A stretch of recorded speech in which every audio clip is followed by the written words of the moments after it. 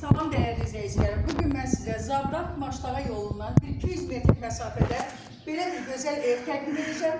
Evimiz 2 sot yarımda inşa olunmuştu. Hündür yerlerden demiştik yoktu. Qiymət 115 min manatdır. İpotekaya tam yararlıdır. Ve evin bütün kanalları var. Fasiləsiz verilir. Həyətdə sanitar qovşağı parmağını çək kızım.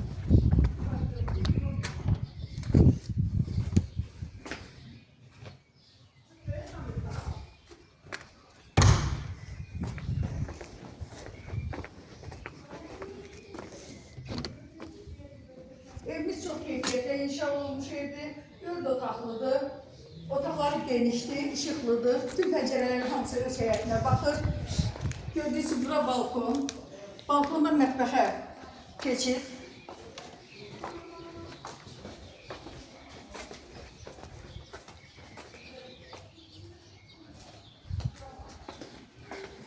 Bura mətbəx.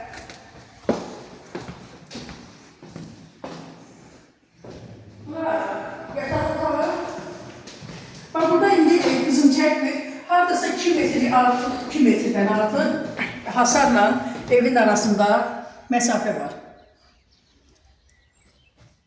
Yani burada hem hündür yerdi, hem de həqiqətən hündür torpağı olan bir yerdi. Yani ağaç, gül, çiçek ne ekses kəsim etdi. Evin arkasında yanlarında yer var. Burada bir zal, büyük bir zal. Zaldan çölə çıxış var balkona. Burada yataq otağı. Yine aranı gösterir. Arada yine mesafe var. Bu baksında belə pəncərədən baxanda hasar görsənəndə elə bir ki yaxındır. Hasar görsüz aralı. Aradan yol var. Evin arkasına fırlanmağa rahatlıqla mesafe saxlanılır. Evin sənədi paket bucağı qiymət 115 min manatdır. 2 sotda, 2 sot yarımda inşa olunub.